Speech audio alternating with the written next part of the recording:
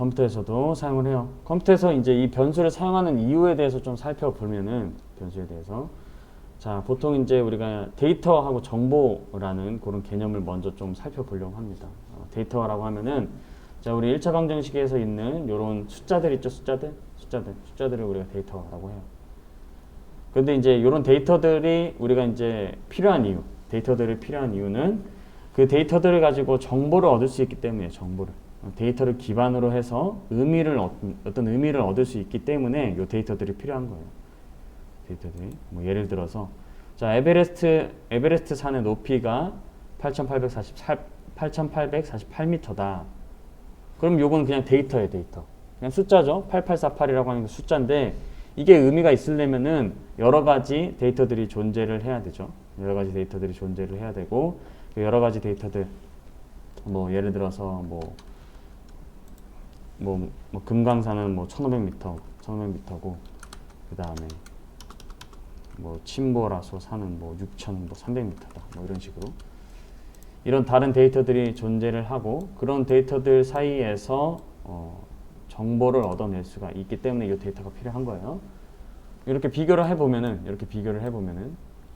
에베레스트는 세계에서 가장 높은 산이다라는 이런 결론, 정보를 얻을 수가 있게 되는 겁니다. 정보를 얻을 수 있게 돼요. 그래서 그리고 월간 아이스크림 판매량, 그렇죠? 월간 아이스크림 판매량, 뭐 1월에는 몇 개, 뭐 2월에는 몇 개, 3월에는 몇 개 이렇게 해갖고 판매량이라고 하는 숫자, 요거는 이제 데이터가 되겠죠, 데이터.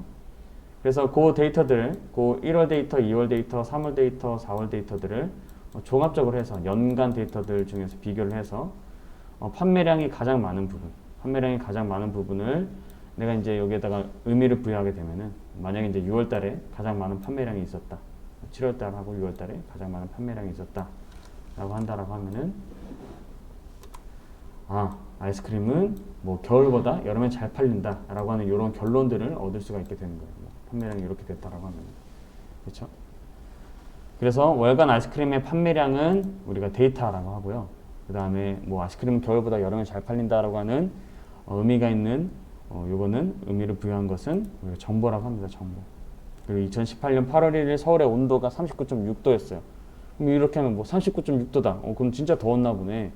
그냥 이렇게 생각해 볼 수가 있는데 이걸 만약에 이제 매년 8월의 기온들을 다 가지고 와서 비교를 해보면은 어떤 의미를 부여할 수 있냐면 2018년 여름은 111년 사상 최악의 폭염이었구나 라는 그런 정보를 얻어낼 수가 있어요. 자, 제가 데이터들을 다 가지고 와서 그렇죠? 데이터들 아이스크림 판매량 같은 경우에는 1월 판매량, 2월 판매량, 3월 판매량이라고 하는 이런 데이터들을 가지고 오고 그 다음에 2018년 8월 이거는 뭐 2017년의 8월 그렇죠? 2017년의 8월, 1999년도, 2000년도, 2001년도, 2002년도 이렇게 해갖고 매년 8월의 온도를 다 가지고 와서 비교를 했어요. 비교를 해서 정보를 얻었죠. 이런 정보를 얻기 위해서 우리가 프로그래밍을 하는데 이런 정보를 얻기 위해서는 데이터가 필요하고 이 데이터는 우리가 저장을 하고 있어야 돼요. 저장을 하고 있어야지 이걸 사용할 수 있다는 거죠. 비교를 하려면 어디다가 둔 다음에 이렇게 비교를 해야지 가능한 거잖아요. 그래서 그런 비교를 가능하게 해주는 게 바로 변수의 역할이에요. 변수. 이게 이제 변수가 가능하게 해주는 거예요. 변수. 그래서 변수를 사용합니다. 변수. 데이터들을 저장하기 위해서 데이터들을 저장을 하고 그 다음에 정보를 얻기 위해서 변수를 사용한다라고 이해를 하시면 될 것 같아요. 변수를 왜 사용하는가? 그냥 내가 1 쓰고 그 다음에 2 쓰고 하면 결론 나오는 거 아닌가? 라고 생각할 수가 있는데 요 1하고 2라고 하는 데이터들이 요 데이터들이 한 개만 있는 게 아니라 여러 개 있을 때는 반드시 변수 같은 거 데이터라고 하는 이런 변수 데이터 말고 num이라고 하는 변수 이런 변수에다가 저런 데이터들을 담아서 이제 사용을 하게 되는 거예요. 그래서 뭐 이렇게 오른쪽에 보면은 데이터예요. 이 데이터들을 우리가 비교를 하기 위해서 이게 이제 금강산의 해발 그 고도고 그 다음에 요거는 침보라소산이고 요거는 에베레스트 산의 고도입니다. 해발 고도. 그래서 요거를 이제 요 데이터들을 우리가 비교를 하기 위해서는 변수라는 걸 사용을 해요. 변수. 그냥 이름을 붙여주면 되는 거예요. 변수라고 하면은 이름을 붙여주면 된다. 이름을 붙여서 자 내가 금강 MT라고 하는 변수명을 썼어요. 금강 MT. 금강 MT라는 변수명을 쓰면은 내가 금강 MT를 여기서 다른 데서 썼어요. 다시 금강 MT. 이름표를 붙인 다음에 1638이라고 하는 데이터에다 이름을 붙인 다음에 이걸 사용하면 이걸 의미하는 게 뭐예요? 이게 의미하는 건 뭐예요? 금강 MT라고 이렇게 이름표를 붙인 다음에 사용을 하면은 이게 1638이 되겠죠. 1638. 그 밑에 것도 마찬가지예요. 이름표를 다 붙여놓은 다음에 여기에 침보라소 마운틴, 침보라소 마운틴 이렇게 작성을 하시면은 침보라소 마운틴. 그러면 요거는 위에 마찬가지로 이름표 붙인 6268m라고 하는 요 데이터를 의미하게 되는 거예요. 이렇게 변수의 역할이. 그래서 뭐 어떻게 사용할 수 있냐면은 1638 더하기 뭐 6268을 뭐 더할 수 있는 이렇게 써서 더할 수도 있지만 변수를 이용하면은 금강 그렇죠? 금강 MT 더하기 뭐 침보라소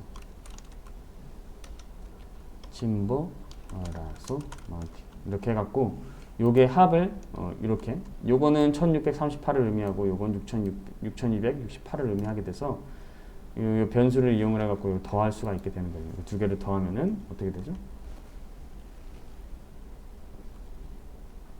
7 그렇죠? 7 9 0 6인가? 아니야? 이런 숫자가 나올 수 있게 되는 겁니다. 이런 숫자가 나올 수 있게 돼요. 내가 직접 숫자를 쓰지 않아도 이름표를 붙인 다음에 이름표를 붙인 변수를 이용해서 계산을 하거나 이름표를 붙인 변수를 이용해서 어디 다른 데서 사용할 수 있도록 하게 해준다라는 거예요. 그렇죠? 그래서 자, 이걸 이제 메모리 관점에서 한번 보면은 어떤 것이냐면 변수라는 것은 어떤 메모리의 공간을 할당을 하는 거예요. 공간을.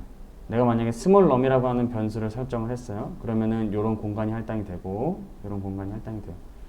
그리고 앞에 있는 거는 이 공간의 크기를 의미해요. 공간의 크기. 공간의 크기에 대해서 이제 뒤에서 자료형이라고 해서 배우게 될 건데 스몰 럼이라고 하는 변수라고 하는 공간을 지정을 했는데 그 공간의 크기를 나타내는 것이 바로 이 앞에 있는 자료형 데이터 타입이라고 하는 겁니다. 보통 이제 인트를 가장 기본적으로 쓰거든요. 우리가 정수를 많이 쓰니까 인트 이렇게 쓰면은 이제 인트만큼의 공간이 만들어지게 되고 거기에 이제 비로소 숫자를 저장할 수 있게 되는 거죠. 저장을 할 때는 우리가 는이라는 기호를 쓰고요. 는이라는 기호를 씁니다. 는이라고 하는 기호는 대입 연산자예요. 우리가 여기 같다라고 하는 게 아니라 이꼬르가 아니에요. 이꼬르는 다른 기호가 있고요. 컴퓨터 프로그래밍에서 요 같다라고 하는 요 기호는 대입 연산자예요. 대입. 오른쪽에 있는 값을 왼쪽에다 넣겠다. 오른쪽에 있는 값을 왼쪽에다 넣겠다. 즉 스몰 럼이라고 하는 공간에 25라고 하는 숫자를 넣어서 사용을 하겠다. 즉 다시 얘기하면은 25라고 하는 숫자에 스몰 럼이라고 하는 이름표를 붙이겠다라고 보시는 거와 똑같습니다.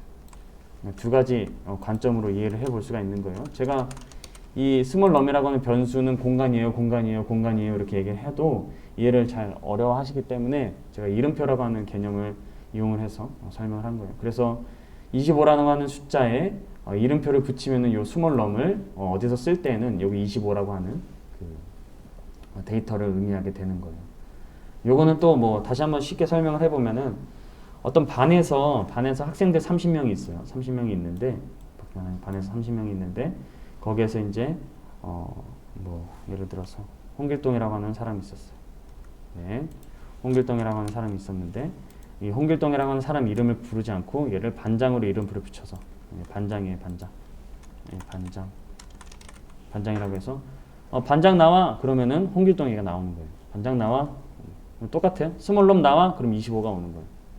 스몰럼 나와라고 이렇게 하는 거는 우리가 이제 프로그래밍에서 이렇게 작성을 하는 거고요. 작성을 하는 거고 이렇게 부르는 거 작성을 하는 거를 부르는 걸 이제 작성하는 걸로 대체를 하게 될 거고 반장 나와 하면 홍길동이 나오는 것처럼 스몰럼 나와 그러면 25가 나오는 거예요. 뒤에서도 마찬가지로 자 금강 MT 나와 이러면은 1638이라고 하는 숫자가 나오는 거고 침보라서 NT라고 하는 침보라서 NT 나와 이러면은 6268이라고 하는 숫자가 나오게 되는 겁니다. 그래서 변수의 개념을 조금 더 쉽게 이해를 하면은 이름표다. 이름표. 근데 메모리에서 보면요. 메모리에서 보면 이거는 공간이 할당이 되는 거예요. 이렇게 공간이. 공간이 어떻게 할당이 되는지는 뒤에서 다시 한번 보도록 할게요. 슬라이드에서. 그래서 요거에 용어들이 있어요. 용어들이 존재합니다. 어떤 용어가 있냐면은 자, 얘가 변수의 선언이라고요. 이렇게 공간을 할당을 하면요. 자, 크기, 공간의 크기와 공간의 이름을 지정을 해주면 공간의 크기와 공간의 이름을 지정을 해주면 이거는 변수가 선언되었다라고 합니다. 공간의 크기와 공간의 이름이 설정이 되면 지정이 되면 변수가 선언이 되었다. 그러면 텅 비었을 거 아니에요. 여기에 값이 아무것도 없을 거 아무것도 없지 않고 실제로는 쓰레기 값이 들어가 있어요. 쓰레기 값이 알 수 없는 값이 들어가 있고요. 그 알 수 있는 값을 사용할 수 없기 때문에 우리가 의미 있는 값으로 넣어주는 작업을 우리가 변수의 초기화라고 합니다. 변수의 초기화. 자, 는은 이제 우리 는은 더 이상 같다가 아니에요. 는은 같다가 아니다. 프로그래밍에서 는은 대입 연산자예요. 대입. 오른쪽에 있는 걸 왼쪽으로 넣는다. 오른쪽에 있는 걸 왼쪽으로 넣는 대입 연산자예요. 대입 연산자. 그래서 이 대입하는 이 과정을 우리가 변수의 초기화라고 합니다. 변수의 초기화. 그래서 변수의 선언, 공간의 크기와 공간의 이름을 정한 것을 우리가 변수의 선언, 그리고 그 공간에 비어있지 않는 의미 없는 값이 쓰레기 값이 들어있는 공간에 25 내가 특정한 값을 넣는 것을 변수의 초기화라고 한다. 변수의 초기화. 그래서 변수의 선언의 개념과 변수의 초기화의 개념을 지금 여러분들이 알고 있는 거고, 자, int small num이라고 하면 제가 공간의 크기 그리고 공간의 이름을 지정을 한다라고 말씀드렸어요. 이걸 메모리 관점에서 보면요. 메모리 관점에서 보면 어떤 공간이 생기냐면요. 자, 요 앞에 어떤 키워드를 쓰느냐에 따라서 이 공간이 될 수도 있고 이 공간이 될 수도 있고 이 공간이 될 수 있어요. 그러면 요 int라고 하는 요 자료형은 어떤 공간일 것 같아요? 첫 번째일 것 같아요? 두 번째일 것 같아요? 세 번째일 것 같아요?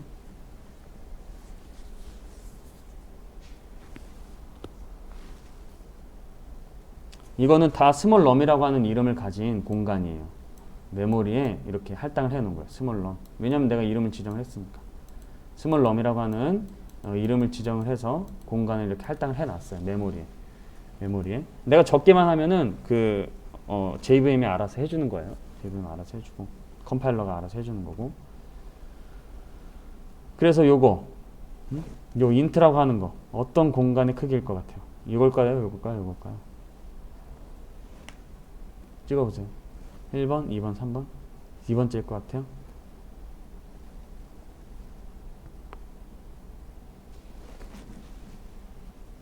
여러분들이 한번 고민을 해보라고 말씀드린 거고, 정답은 전혀 모르겠다 하시는 분들을 위해서 정답은 3번이에요. 3번. int는 이렇게 큰 공간을 할당을 해줘. 이렇게 큰 공간. 즉 여기에다가 어떤 키워드를 쓰느냐에 따라서 이렇게 공간의 크기가 달라진다는 걸 지금 설명하고 있어요. 자, 이걸 3번이라고 맞추는 게 중요한 게 아니라 여기에 어떤 값을 쓰느냐에 따라서 내가 공간의 크기가 달라진다라는 거. 공간 크기가 달라진다는 걸 내가 알고 있으면 되는 거예요. 여기에다가 int를 쓰면 이렇게 큰 공간이 생기는 거구나. 그럼 이렇게 작은 공간을 할당할 수 있는 키워드가 있는 거고, 그거보다 조금 더 작은 공간을 할당할 수 있는 키워드가 있는 거예요. 이게 바로 자료형의 역할이에요. 자료형의 역할. 그렇죠? 자료형의 역할입니다. 그래서 메모리상의 데이터를 저장할 수 있는 공간을 할당하는 것, 요거는 변수의 선언이라고 합니다. 요걸 뭐라고 한다고요? 변수의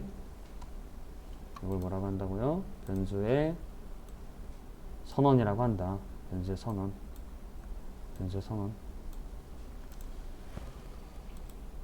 그 다음에 여기에다가 이 쓰레기 값이 들어있는 공간에다가 값을 넣는 거는 변수의 초기화라고 한다.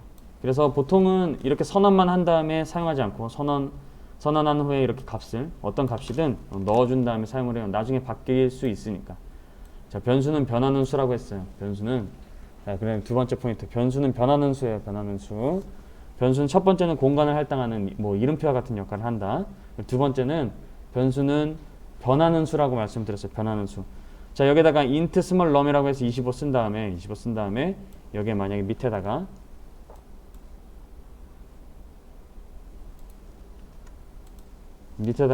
small num 한 다음에 30 쓰면은 요게 가능할까요? 불가능할까요?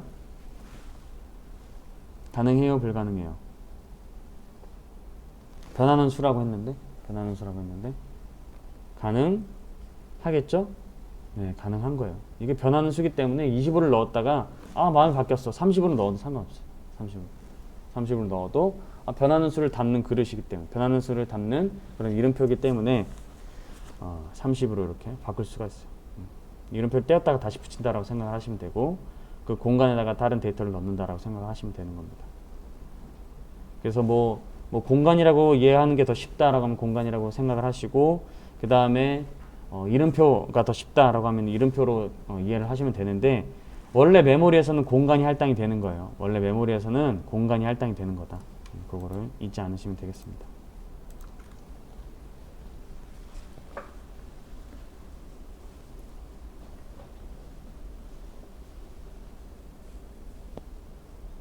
너무 쉽나?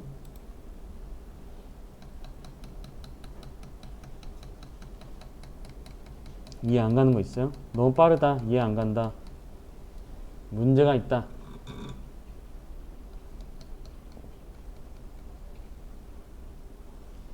오현종님은 이거 뭐 어떻게 계시는 거지 이게? 오현종님 어디 가신 건가?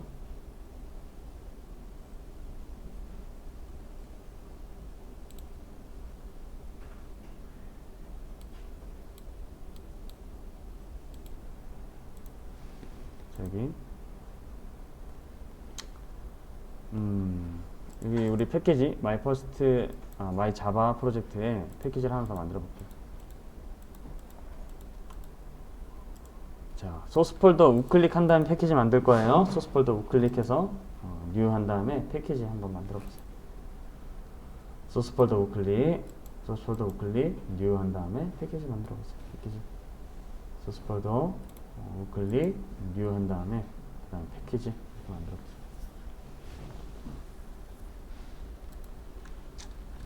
폼.kh. 베리어블 이렇게 해서 만들어 볼게요. 그럼 여기 비어 있으면은 이렇게 하얀색으로 되어 있고, 뭐가 차 있으면은 이렇게 갈색으로 바뀌는 걸 이제 그 차이점을 알 수가 있을 거예요.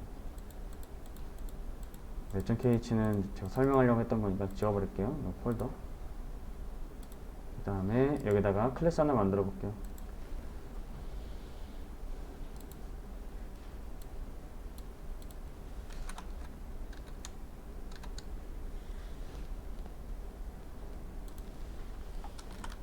테스트 베리어블.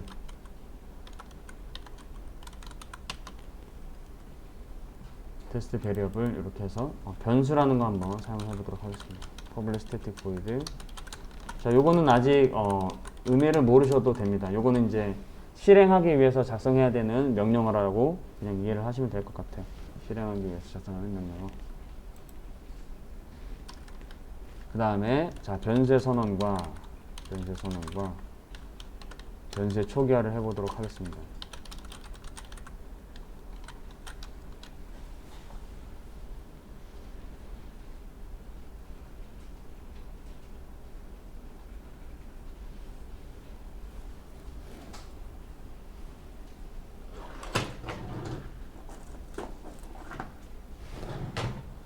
변수의 선언과 변수의 초기화를 해볼 거예요.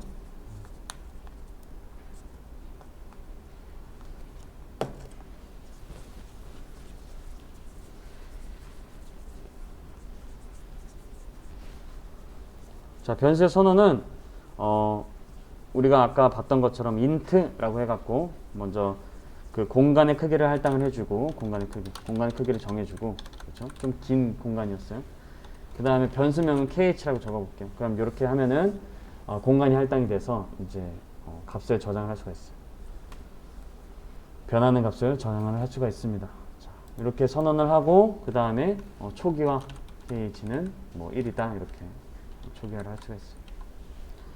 그 다음에 초기화를 해서 kh라고 선언한 변수에 쓰레기 값이 들어가 있는데 거기다가 1이라는 값을 넣어준 거예요. 초기화를 해준 거예요. 그래서 kh라고 하는 변수는 이름표의 역할을 한다라고 했었죠. 이름표의 역할을 어떻게 하는 거냐면은 내가 여기다 1이라고 입력을 해서 출력을 하면은 1이 출력이 되겠죠. 이렇게 1이 출력이 될 텐데, 내가 지금 이 변수 요 1이라고 하는 데이터에다가 이름을 붙인 다음에 이름을 붙여서 변수를 선언했기 때문에 변수를 이렇게 쓰게 되면은 1이라는 값이 나오게 되고, 그 다음에 여기다가 그 변수를 이용해서 더하기 값을 해서 2라는 값을 출력을 할 수 있게 되는 겁니다. 2라는 값을 출력을 할 수 있게 됩니다.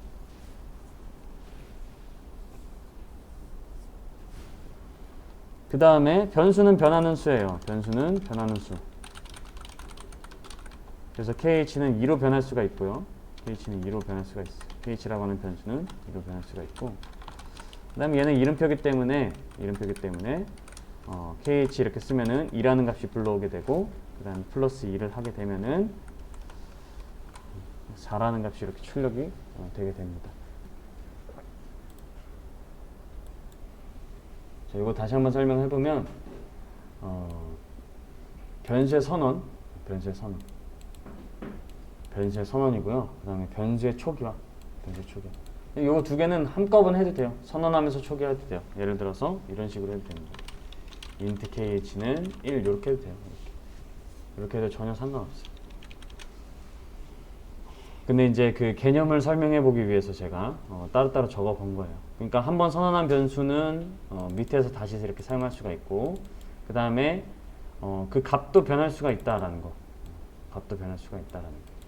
그리고 이 변수는 이름표 역할을 해요. kh라고 하는 이름표를 부르면은 1이라는 값이 이렇게 따라오게 되죠. 1이라고 하는 값이 이렇게 따라오게 되고, kh 이름표를 부르면은 2라는 값이 따라오는 거예요. 반장 이름이 홍길동인데 반장 부르면 홍길동이 나오는 것처럼 kh 이렇게 호출을 하게 되면은, 호출도 아니고 그냥 적으면은 여기 있는 값이, 저장되어 있는 값이 이렇게 나오게 된다라는 거.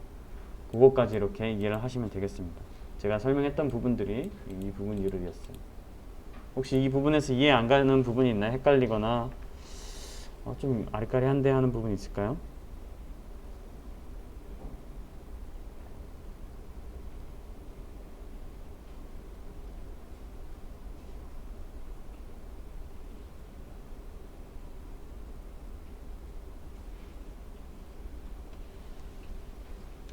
다 이해 잘 돼요?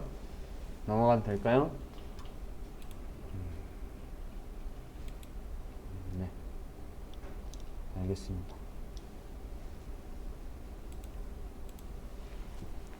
그리고 이제 우리가 변수명을 지금 여기에서 여기서 우리가 변수명을 뭐라고 적었냐면은 kh라고 적었어요. kh. 근데 이 변수명을 마음대로 정할 수 있긴 하지만 그 지켜야 되는 규칙이 있어요. 명령 규칙이. 내가 마음대로 정할 수 있긴 하지만 지켜야 되는 규칙이 있습니다. 규칙에 대해서 한번 알아보도록 하겠습니다. 자, 필수사항. 대소문자가 구분이 되고 길이 제한이 없다. 요걸 지키지 않으면, 필수사항을 지키지 않으면 변수가 제대로 선언이 안 돼요. 선언이 제대로 안 돼요. 자, 뭐 대소문자 구분이 된다. 다른 거예요. 뭐 예를 들어서 요걸로 안 쓰고 얘로 써야겠다. 자, int kh랑 int k 요거랑 int kh 요거랑 int kh랑 이거랑 int kh 요거 다 다른 거예요. 대소문자 구분돼요. 길이 제한 없는데 막 길게 쓰진 않아요. 예약어를 사용하면 안 된다라고 되어 있는데, 예약어라고 하면은 이미 이제 그 정해져 있는, 내가 변수로 쓰고 싶은 단어 중에서 이미 기능이 있는 단어들이 존재를 해요. 그래서 그런 거는 변수명으로 쓰면 안 되는 거예요. 뭐 예를 들어서 나는 진실된 값을 저장하기 위해서 변수명을 true라고 쓴다. 그렇죠? 뭐 예를 들어서 int true. 여기는 진실된 값이 저장되는 거라서 저는 변수명을 int true로 했습니다. 이거 안 돼요. 이거 true라고 하는 거는 우리가 이제 예약어라고 해서 기능이 존재하기 때문에요. 요거는 쓸 수가 없어요. int true 이런 거. int false도 안 되고. 그리고 숫자로 시작하면 안 된다. age1은 가능하지만 1age는 불가능한다. 그리고 특수문자는 언더바랑 달러만 사용 가능해요. 뭐 골뱅이, 뭐 그 다음에 골뱅이, 그렇죠? 그 다음에 뭐 이 앰퍼센트, 뭐 이런 것들, 뭐 int 골뱅이, 뭐 그 다음에 a 키 앰퍼센트, 뭐 이런 거는 안 된다라는 거. 이런 건 안 된다. 특수문자는 요런 거 안 되고, 오로지 언더바, 오로지 언더바 그리고 달러만 허용이 한다. 달러만 허용. 뭐 요거 근데 달러하고 언더바, 언더바는 많이 사용하는데 달러로 변수명 적는 거는 제가 잘 못 봤어요. 언더바는 뭐 종종 사용하긴 하는데 달러는 사용하는 거 못 봤어요. 근데 이제 저희는 거의 언더바도 거의 사용하지 않을 거예요 아마. 그래서 필수 사항 요걸 지키지 않으면 안 돼요. 지키지 않으면 안 돼요. 그 다음에 이제 권장 사항이 있어요. 권장 사항. 필수 사항 좀 정리를 좀 해보세요. 정리 좀 해보시고.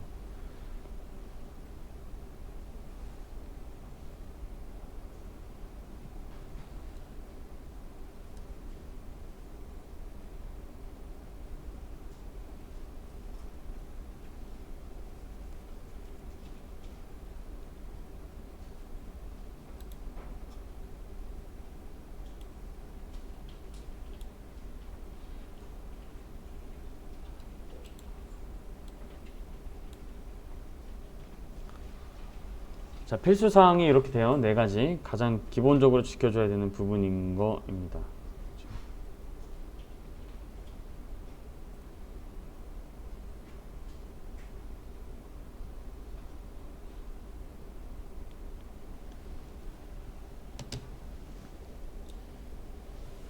그 다음에 이제 권장사항을 한번 해볼게요. 권장사항이라고 읽고, 권장사항이라고 쓰고, 이것도 필수사항이라고 읽으시면 돼요. 이거 안 지켜주는 사람 없어갖고, 거의 필수사항이라고 보시면 됩니다. 그리고 예약어 먼저 좀 설명해 드릴게요. 예약어. 예약어가 요거예요, 요거. 예약어 요거. 자, 요거를 이용을 해서 int if 이렇게 쓰면 안 된다라는 거예요, 지금. int if. 변수명을 int if 뭐 이렇게 쓰시면 안 된다. 여기다 int 쓴 다음에 if 이렇게 해갖고 변수명을 이렇게 쓰면 안 된다라는 겁니다. int 패키지, int this, int throw, 뭐 int public 뭐 이런 거 있죠. int public 뭐 이런 거, return.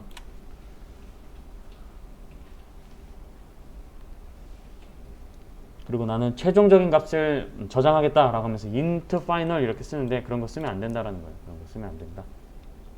이게 쓰면 안 되는. 그러면 절대 이 단어는 포함되면 안 되나요? 아니요. 그렇지는 않아요. 요거만 단독으로 쓸 때는 안 되고 이 합성어 두 개를 합쳐서 단어 두 개를 합쳐서는 사용이 가능해요. 뭐 final exam, 뭐 final score, final number 뭐 이렇게 해갖고 어떤 단어랑 같이 붙여서 쓰면은 사용이 가능하게 됩니다. 사용이 가능하게 돼요. 그래서 그거 참고하시면 될 것 같고. 자, 권장사항. 권장사항은 요거예요. 가독성을 이용을 해서 지켜줘야 되는 사항입니다. 자, 클래스 이름. 클래스 이름 변수인데 클래스 이름 잠깐 나왔어요. 우리가 지금까지 만든 클래스 이름 한번 보시면은 자, 대문자로 다 시작을 할 거예요. 대문자. 요건 규칙이라서 한 거예요. T 대문자죠. 여기 H 대문자죠. 잘 안 보이나요? 자, 여기 T 대문자, H 대문자, 그리고 E 대문자. 그렇죠? P 대문자. 대문자로 시작을 해요. 클래스 이름은 대문자로 시작을 합니다. 근데 변수 이름은 소문자로 시작을 해야 돼요. 소문자로. 규칙이에요. 규칙. 가독성을 위한 규칙. 변수와 메소드. 변수와 메소드는 항상 소문자로 한다. 소문자. 변수와 메소드는 소문자로 한다.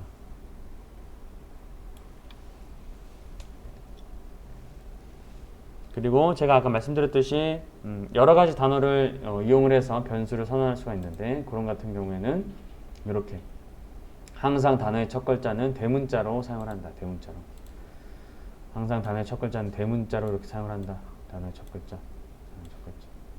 즉 첫 번째 값만 빼고요. 첫 번째 있는 요 시작하는 문자만 빼고 나머지를 대문자로 해주는 거. 요걸 우리가 뭐라고 하냐면 캐멀 케이스, 낙타 표기법이라고 합니다. 낙타 표기법. 이렇게 낙타의 혹과 같이 만들어진다고 해서 낙타 표기법이라고 해요.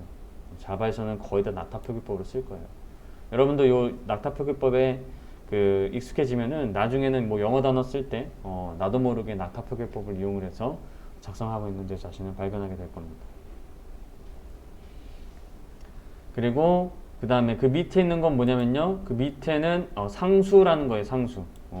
상수가 뭐라고 생각하시면 되냐면 변하지 않는 수. 자, 변수는 변하는 수였다라고 하면은 상수는 변하지 않는 수라고 생각을 하시면 돼요.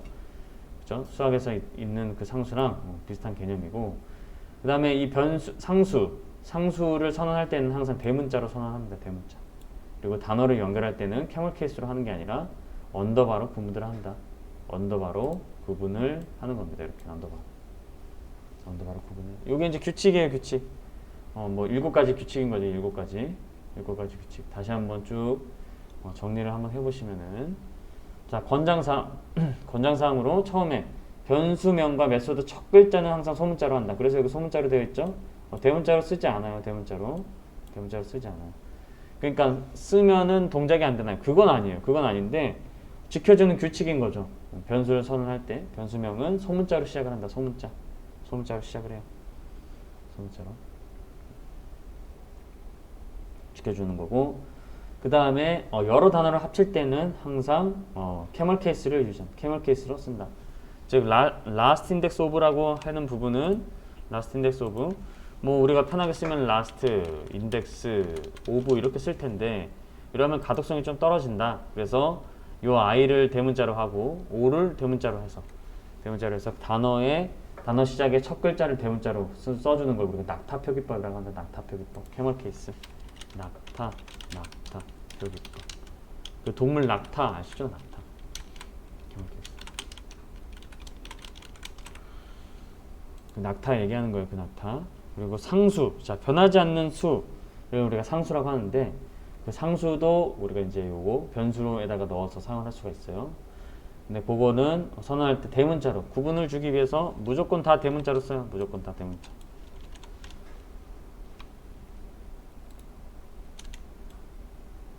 무조건 다 대문자로 써요. 무조건. 여기는 뭐 소문자로 쓰는데 여기는 무조건 다 대문자. 무조건 다 대문자 쓰고, 만약에 단어가 구별을 하고 싶다 그러면은 그냥 이렇게 맥스밸류 이렇게 해갖고 쓰는 게 아니라 다 대문자니까 언더바를 이용을 해서 구분을 해준다 라고 생각을 하시면 돼요. 언더바를 이용해서 구분을 해준다. 간단하죠? 첫 번째에서는 대소문자가 구분되면 길이 제한이 없다. int kh, 똑같은 kh더라도 대문자가 다르면 다른 변수가 되는 거고, 예하거를 사용하면 안 된다. 예하거를 사용하면 안 되는 게 바로 요거. 이미 기능이 있는 이런 단어들은 변수로 쓰면 안 된다라는 거예요. 단독으로 쓰면 안 된다라는 거고, 뭐 어떤 그 단어랑 합쳐서 쓰면 문제는 생기지 않아요. 캐멀 케이스를 이렇게 해서 단어를 이어서 써주면 문제는 생기지 않습니다. 그리고 숫자로 시작하면 안 돼요. 숫자. age1은 가능하지만 1age는 불가능하다. 특수문자는 언더바 달러만 가능하다. 그리고 변수의 첫 글자는 항상 소문자로 시작을 하고 단어가 합해지면은 캐멀 케이스를 써준다. 그리고 상수의 이름은 대문자로 쓰되 구분은 언더바로 한다. 라는 게 변수의 명령 규칙인 거예요. 요거 기억을 해주시고, 요거 기억하신 다음에 사용하시면 될 것 같습니다.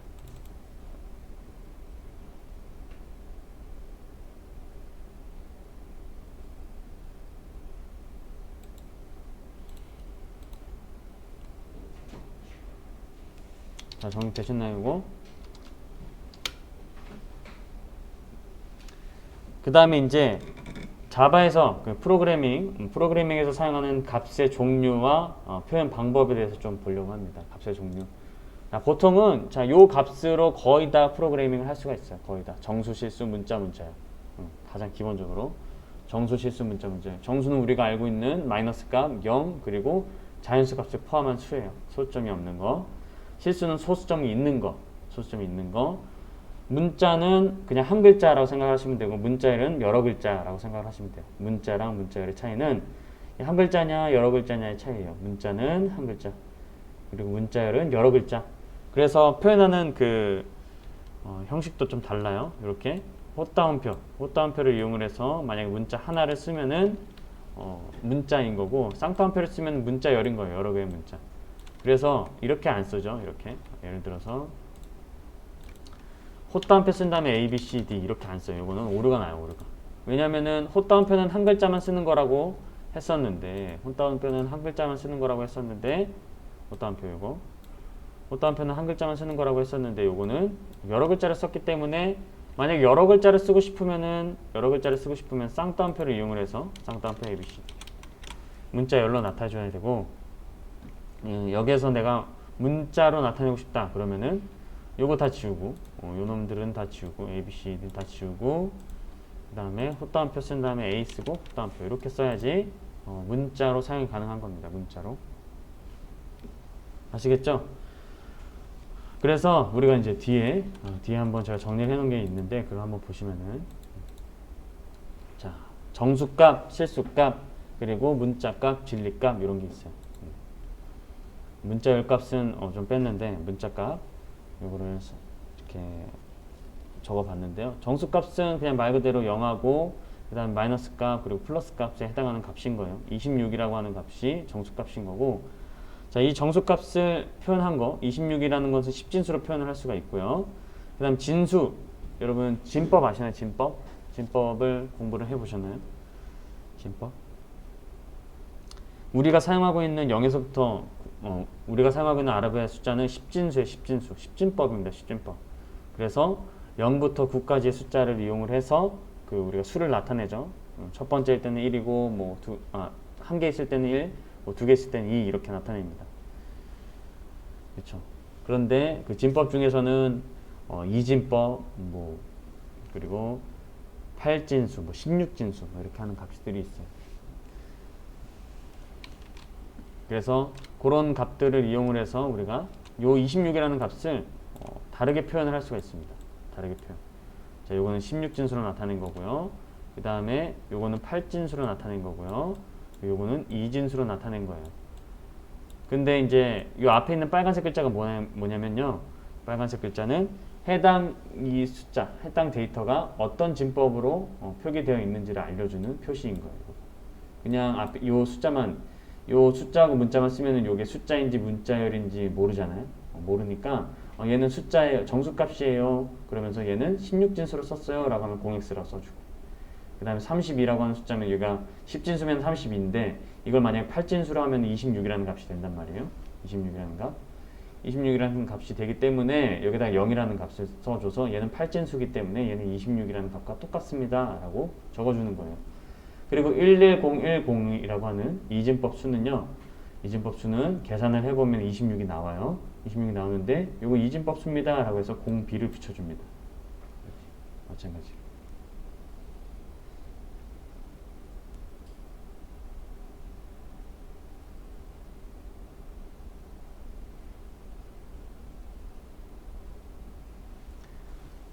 혹시 진법을 모르면은 제가 나중에 다시 진법을 설명을 해 드리도록 하겠습니다. 자, 1A, 3E, 11010은 다 26을 나타내는 숫자다 라는 것만 우선은 알고 계시면 될 것 같아요. 그 다음 실수값은 이렇게 요 소수점이 있는 숫자인 거죠. 소수점이 있는 숫자. 그래서 그냥 이렇게 적어도 되고 F값을 적어도 되고요.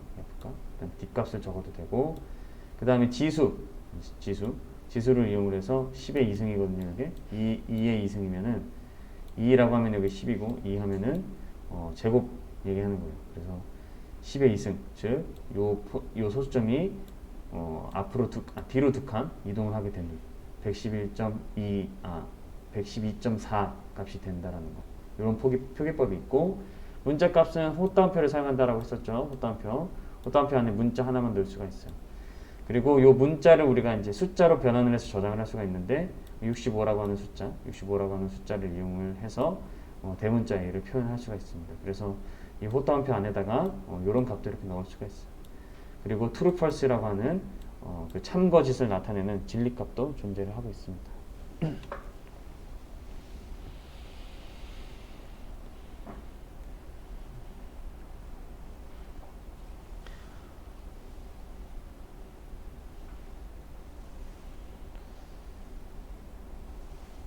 그래서 이렇게 값의 종류와 표현 방법은 이렇게 되는구나 라고 이해를 좀 해보시면 될 것 같아요.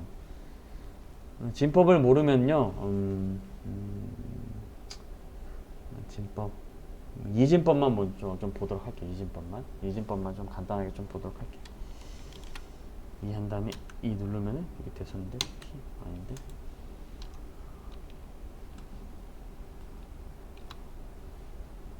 잠깐만요.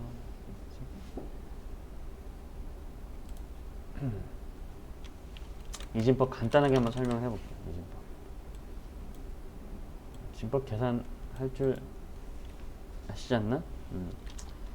자, 우리가 진수라고 하는 건요, 만약에 n진수라고 하면은 n진수, 그러니까 n진수라고 하면은 0부터 n-1까지의 수를 이용해서 숫자를 표현하는 방법인 거예요. n-1의 수를 이용해서 수를 표현.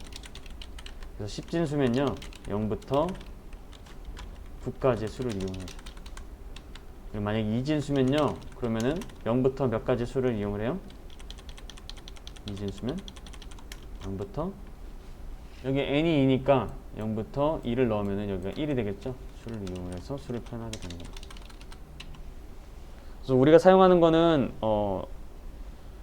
그 10진수를 이용해서 사용하고, 자 만약에 이제 자릿수가 있어요. 자릿수가 자릿수가 하나면요 1 또는 2, 3, 4, 5, 6, 7, 8, 9 이렇게 돼요. 9 이렇게 되는데, 만약에 이제 두 자릿수로 넘어가게 되면은 9에서 여기에서 이 9라는 숫자에서 만약에 1이 더 넘어가게 되면은 자릿수가 하나 더 넘어가고 0으로 초기화가 되는 거예요. 그러니까 0에서 9 사이의 숫자가 돌아가게 되면서 이 숫자를 나타내게 되는 거죠. 그래서 진수 같은 경우에도 똑같아요. 진수 같은 경우에도 만약에 두 자리가 있는데 만약에 1을 더했어요. 여기다 1을 더하면 01이 되고요. 그 다음에 1을 한 번 더 더하면은 여기에다가 1을 더하는 거잖아요. 여기다 1을 더하는 거. 여기다 1을 더하면은 원래는 02가 돼야 되는데 진수는 2라는 숫자, 이진수는 2라는 숫자를 안 쓰기 때문에 요거를 이제 한 자리에 올려요. 한 자리에 올리고 얘를 0으로 초기화를 합니다. 그리고 1을 또 더하면 11이 되고, 그 다음에 여기다 1을 하나 더 더하면은 1, 2가 되는데 1, 2가 되는데 요거는 2라고 안 쓰고 여기 0이 되고, 1이라고 하는 숫자를 다시 여기다 넘겨주죠. 근데 여기 2라고 안 쓰고 여기 0이 되고 그 앞에다가 1을 이렇게 넣게 되는 겁니다. 그래서 이런 식으로 해서 자릿수가 계속 증가가 되는 거예요. 마찬가지로 10진수도 99일 때 1을 더하면은 1을 더하면은 여기가 10이 되는데 그 10의 앞에 있는 숫자를 요 앞으로 넘기죠. 그러면은 00 되고, 그 다음에 여기에서 넘겨준 숫자가 1이 이쪽으로 넘어가게 되는 거죠. 요게 이제 진수라는 거예요. 이진수. 그래서 10진수를 이진수로 바꿔야 되는 이유는 컴퓨터는 0하고 1이라는 값만 가지고 계산을 하게 됩니다. 왜냐하면 전기가 들어왔느냐 안 들어왔느냐를 따져서 그거를 이용을 해서 연산 처리를 하기 때문에 우리는 이진수를 알아야 해요. 이진수를. 컴퓨터가 동작하는 거는 결국에는 이진수로 동작을 하는 거기 때문에 스위치가 온 됐는지 오프 됐는지가 스위치가 막 움직이면서 그 전기 신호가 들어왔다 나왔다 그거를 가지고 우리가 표현을 한다라고 생각하시면 됩니다. 그래서 숫자 10진수라고 하는 숫자 1은 이진수로 표현을 하면은 그냥 1이에요. 그리고 2라고 하는 숫자 10진수에서 2라고 하는 숫자는요, 1에다가 1을 더하는 거잖아요. 만약에 2라는 숫자 1에다가 1을 더하면은 10진수는 2라고 그냥 표시하면 되는데, 여기다 1을 더하면은 얘는 2라는 값을 못 써요. 이진수기 때문에 못 쓰고 어떻게 되냐면 한 자릿수를 올려서 10이라고 쓰면 됩니다. 10이라고. 그리고 이진수 10은 10진수 2와 똑같게 돼요. 이진수 10은 10진수 1과 똑같게 됩니다. 자, 요게 어떻게 계산을 하냐면요, 우리가 이제 수학 시간에 배웠던 거, 자 2라고 하는 숫자를 이진수로 바꿔봐라 라고 하면은 2로 나누죠. 2로 나누고, 자 1로 나누고, 그 다음에 나머지가 몇인지를 여기 적어주죠. 적은 다음에 이 숫자를 가지고 그대로 적어주면은 이진수로 바뀌게 되는 거예요. 얘는 지금 10진수인 숫자고 이렇게 이 화살표로 표시되어 있는 부분은 이진수라는 숫자인 거예요. 그래서 2를 2로 나눴을 때 1하고 나머지가 0이 되면은 끝나게 되는 거고, 1, 0이라는 숫자가 바로 2라는 10진수의 이진수 표기법이 된다라는 거예요. 이진수의 표기법이 되는 거예요. 그래서 뭐 간단하게 26을 이진수로 표현을 하게 되면은 26을 이진수로 표현을 하게 되면은 2를 나눴을 때 13이 되고 나머지는 0이 됩니다. 다시 2를 나눠요. 2로 나누면은 6이 되고 나머지는 1이 되네요. 그 다음에 2로 나눠요. 나머지는 0이 되죠. 2로 나눠요. 나머지는 뭐가 돼요? 1이 되죠. 그리고 2로 나누고 1을 나눠도 뭐 소용없으니까. 그래서 요걸 이렇게 써주면은 이게 이제 26이라는 값이 되는 거예요. 26이라는 값이 1이구나. 이렇게 맞나요, 이거? 0. 여기가 1이고 2고 4고 8이고 16이니까 아닌데? 내가 뭐 잘못했지? 아, 여기 0이죠? 0이네.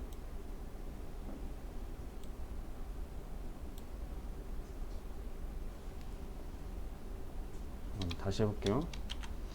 26을 2로 나눠봐요. 2로 나눴을 때 1, 13, 이거 0이죠? 여기가? 0 맞죠? 0 맞고. 그 다음에 2로 나눴을 때 6이 되죠. 6이 10이고 나머지는 1이 되네요. 그 다음에 2로 나눴을 때 나머지는 0이 되죠. 0. 0이 되고 그 다음에 2로 나눴을 때 1 한 다음에 나머지가 1이 되니까 1, 1, 0, 1, 0이 되겠죠. 이렇게. 이게 이진수의 표현이 됩니다.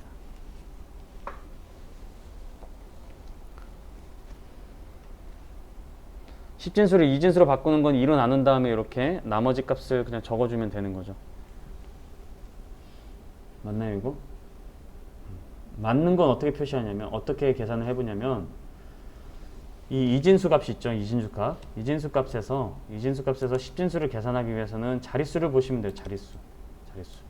자, 이게 어떻게 자릿수가 되냐면, 여기는 2의 0승인 자릿수이고, 여기는 2의 1승인 자릿수, 여기는 2의 2승인 자릿수, 여기는 2의 3승인 자릿수, 여기는 2의 4승인 자릿수인 거예요. 4승인 자릿수. 2의 4승이면 몇이에요? 2의 4승이면 16이죠? 2의 3승이면 몇이에요? 2를 3번 곱하면 몇이 나와요? 8이 나오죠? 8. 2의 2승이면 몇이 나와요? 2의 2승이면 4 나오죠? 2의 1승이면 2 나오고 2의 0승은 뭐예요? 2의 0승? 2의 0승은 뭔가요? 1이죠? 네. 그래서 지금 1에는 없어요. 1에는 값이 없고 4에는 값이 없기 때문에 요 값만 더해주면은 26이 나와요. 요 값만 더해줘. 16 더하기 8 더하기 2 더하기 하면은 26이 나오는 겁니다. 26. 그렇죠?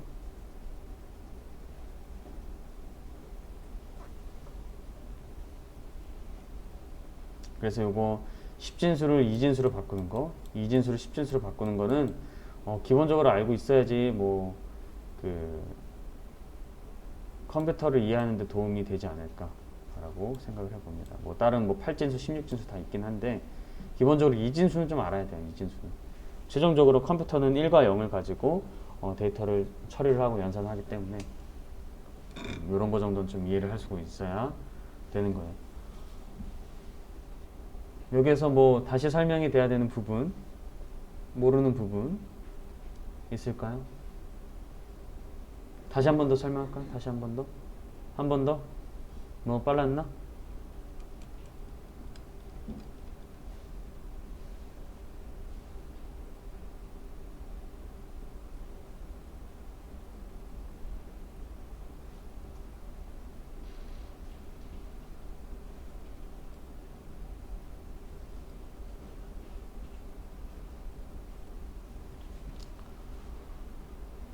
이 나누고 뭐 곱하고 더하고 이런 게 너무 어렵다. 그러면 이렇게 이해를 하셔도 돼요. 이렇게.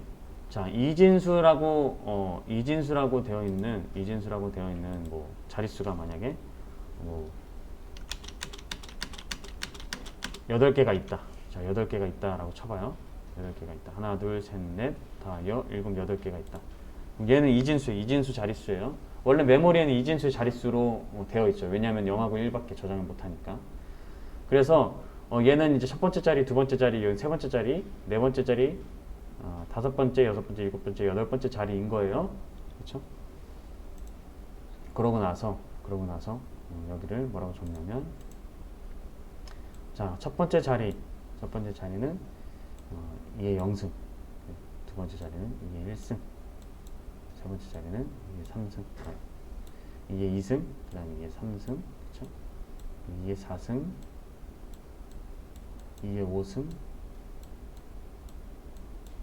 2의 6승, 2의 7승이 되는 겁니다. 이렇게 하고 만약에 내가 이제 요 값 중에서 26을 내가 표현하고 싶다. 그러면은 2의 제곱승 중에서 26보다 작으면서 가장 큰 값을 먼저 1로 만드는 거예요. 그러면은 2의 5승이면 32거든요. 얘가 32. 그리고 2의 4승이면 16인데 얘 26보다 작은데 2의 제곱승 중에서 가장 큰 게 2의 4승이니까 얘를 1로 바꿔요. 1로. 얘를 1로 바꿔. 1로 바꾸면 나머지 10이 되죠. 10이 남죠. 26 중에서 10이 남아요. 저 10이 남아. 10이 남고 자, 이 나머지 자릿수. 이제 위에는 볼 필요 없어요. 위에는 다 0인 거예요. 무조건. 위에는 다 0인 거고 그 다음에 요 밑에 자릿수 중에서 10보다는 작은데 2의 제곱승 중에서 가장 큰 수가 뭐냐면은 2의 3승 8인 거예요. 8인 거죠. 그럼 얘 1로 바꿔요. 1로. 그러면 얘가 이제 1이 되고 그다음 2가 되죠. 그러면은 2랑 이제 같거나 작은 거는 2의 1승인 거니까 2의 4승 필요 없고 2의 1승이고 2의 0승 필요 없고 그러면은 0, 0, 0, 0 0, 0, 0 1, 1, 0, 1, 0 그래서 요게 26이라는 값이 이렇게 이진수로 바뀌게 되는 거예요. 이진수로. 이거 이해가 되나요? 요 문자값 우리가 이제 그 진법 변환 같은 걸 잠깐 설명을 했고 문자값에는 원래는 문자 하나만 쓰고 포함표를 쓴다. 근데 문자를 컴퓨터가 이해를 하는 것이 아니라 문자조차도 숫자로 저장을 한다. 그 숫자로 어떤 숫자로 저장하는지는 이미 아스키 코드라고 하는 국제 표준으로 사용되는 코드표가 있습니다. 그래서 여기 빨간색 보시면은 문자 A는 대문자 A는 65라는 숫자로 사용할 거예요 라고 적혀져 있고 소문자 A는 97이라는 숫자로 사용할 거예요 라고 적혀져 있고요. 요거는 우리가 이제 이진수로 다 저장이 된다라는 것을 기억을 하고 계시면 되겠습니다. 아시겠죠? 그래서 나중에 이제 뭐 그 문자 같은 거 A하고 B 더했는데 숫자가 나오거나 그렇죠? 뭐 이런 경우가 있어요. 우리가 이제 나중에 보게 될 건데 문자하고 문자를 더했어요. 그러면 여기 이제 무슨 값이 나오냐면은 요거는 컴퓨터가 어떤 숫자를 이해하고 있냐면 어떤 숫자를 저장하고 있냐면은 65라는 숫자를 저장하고 있고 B라는 문자도 66이라는 문자로 저장하고 있기 때문에 요걸 만약에 계산하면 몇이 나와요? 131이라는 숫자가 나와버립니다. 문자하고 문자를 더해버리면 요런 경우도 발생한다라는 거 뒤에서 보게 될 거예요. 뒤에서 보게 될 거니까 기억을 좀 하고 계시면 되겠습니다. 그래서 문자도 숫자로 저장이 되는 거다. 이렇게 기억을 하시면 될 것 같아요. 그래서 자료형이라고 하는 거는 그 공간 할당했을 때 그 공간의 크기를 나타낸다라고 말씀을 드렸었어요. 그래서 그 메모리 그림에서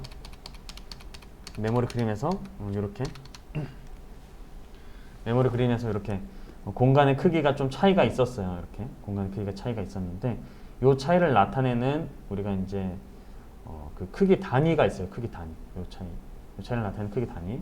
그걸 우리가 이제 바이트라고 하거든요. 바이트라고 하는 거예요. 그래서 여기에 그 문자 단위가 이렇게 적혀져 있습니다. 뭐 1바이트냐, 2바이트냐, 뭐 그리고 4바이트냐, 8바이트냐 이렇게 되어 있는 거예요. 그럼 바이트가 무엇이냐? 그걸 먼저 설명을 하고 그 다음에 다시 표현식으로 넘어올게요. 바이트는 8비트가 모여져서 만들어진 단위인 거예요. 8비트. 데이터 처리 최소 단위로서 하나의 비트가 존재하는데 이 비트 8개가 모이면 1바이트가 되는 겁니다. 즉 하나의 비트 안에는 0하고 1 또는 0 또는 1의 데이터가 저장이 되는데요. 0하고 0 또는 1 데이터가 저장될 수 있는 공간 8개가 모이면은 그걸 한 바이트라고 합니다. 바이트. 그래서 이 8비트, 1바이트를 우리가 8비트라고 하거든요. 1바이트는 8비트다. 8비트. 그럼 2바이트는 무엇인가? 라고 물어보면 우리가 16비트구나. 그리고 4바이트는 무엇인가? 라고 하면 우리가 뭐라고 대답할 수 있어요? 1바이트가 8비트니까 84 해서 32비트 이렇게 되는 거예요. 32비트 이렇게 나오게 되는 거예요. 그래서 아까 본 그림이 요거예요. 요거. 아까 본 그림이 1바이트, 2바이트, 1바이트, 2바이트, 4바이트를 나타내는 거예요. 1바이트, 2바이트, 4바이트.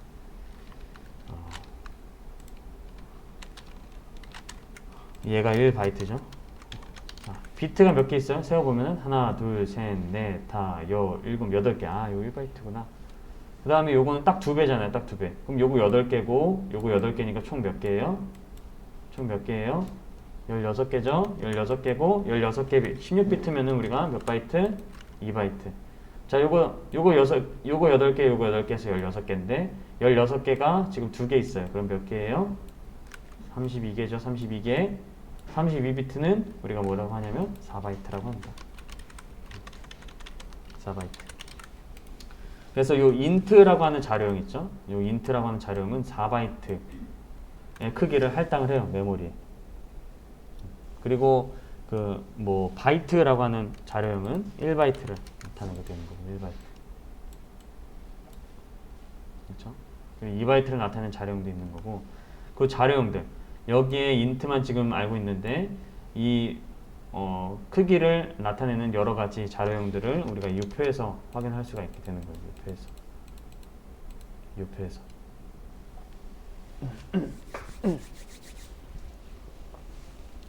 이 표에서 나타내게 되는 거예요.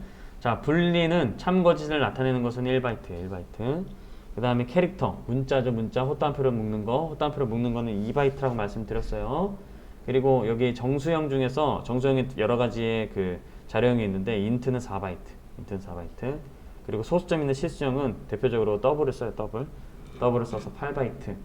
더 많이 그 비트 수가 있다라는 겁니다. 8바이트면 그럼 몇 비트인 거예요? 4바이트가 32비트니까 8바이트는 2배잖아요. 2배. 2배면 몇 비트예요? 64비트죠. 64비트. 선생님 이거 바이트 외워야 되나요? 네, 외워야 됩니다.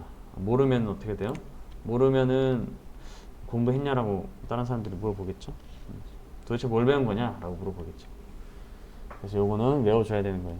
외우는 방법에 대해서는 우리 10분 쉬었다가 이어서 같이 해보도록 하겠습니다. 쉬었다가 오세요.